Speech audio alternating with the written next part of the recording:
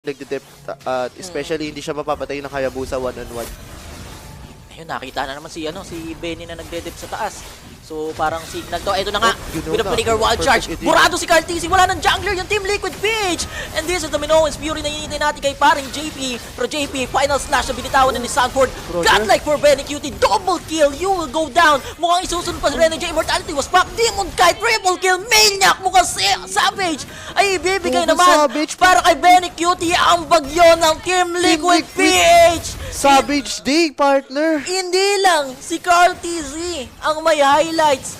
Si Benny meron din. Carl TZ, nauna ka namatay. Ako na. Ako na. Ibigay mo na sa akin ang corona. Ibigay mo, kaya ko ring sumabage. Grabe naman. Benny Cutie, 4v5 yung laban. Paring Jeff. Nakita kasi nila na nagbitaw na lang all skills eh. Nakita mo yung positioning ni Sanji, hindi man lang siya nabawasan.